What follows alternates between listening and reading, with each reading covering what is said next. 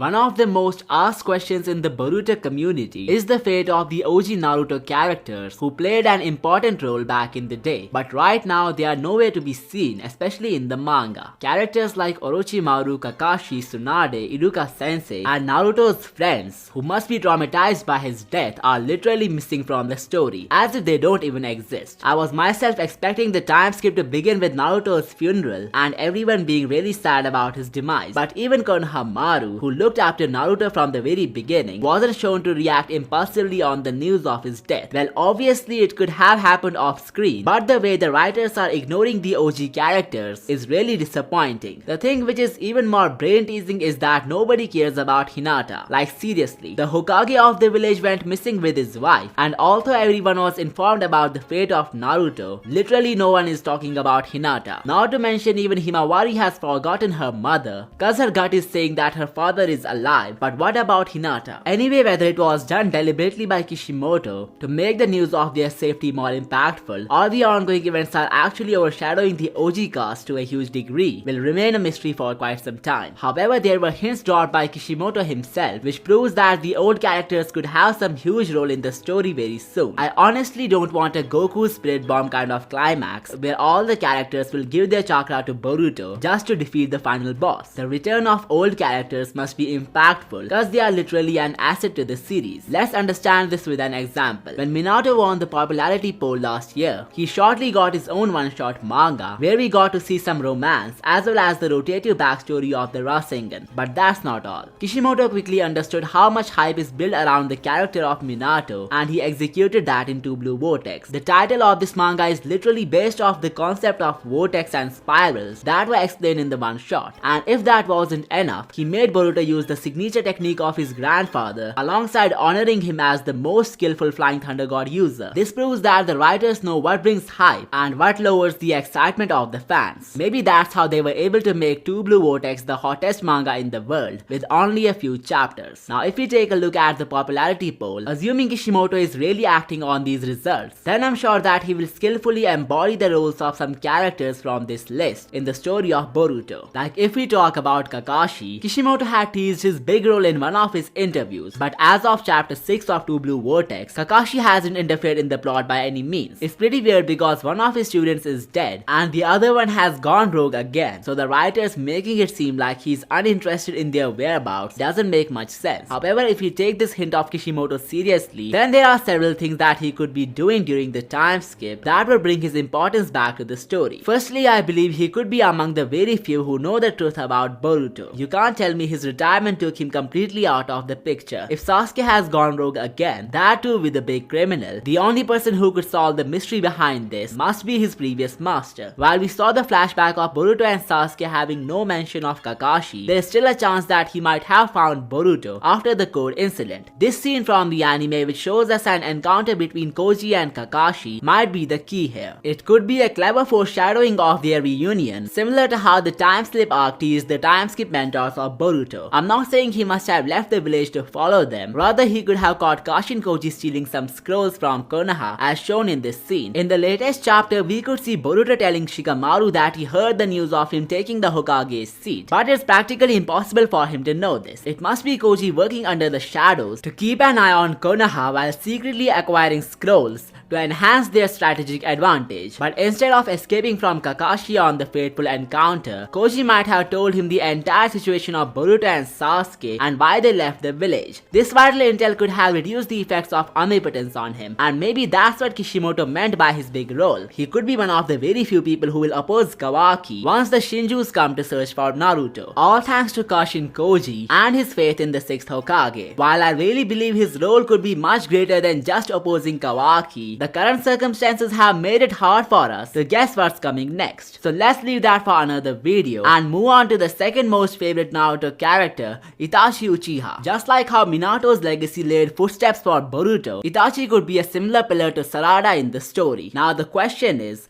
How exactly would Kishimoto execute that? Like saying he will grant her the powers of her uncle would make the plot repetitive and not the best move for the storyline. So I believe a callback to Itachi could be made with the help of none other than Hidari, the Shinju clone of Sasuke, who has already made Sarada his prime target. Chances are there will be a battle between Sarada and Hidari, where she will have no choice but to reveal her full potential. However, due to plot reasons, she can't gain an edge over Hidari no matter what she does. So the only way Kishimoto can make her win this match is by triggering the emotional side of the Shinju. He is the only one who was curious about his purpose and existence, and maybe the emotions of Sasuke towards her daughter were so strong that it could even break out Hidari out of his delusion. The delusion that Jura's orders and his instincts are his only purpose, while in reality, his purpose is to unveil the truth and expose the lies. As I mentioned in a previous video, the shape of Sarada's Mangenkyu symbolizes Yata no Kagami, which is the objectification of wisdom and honesty.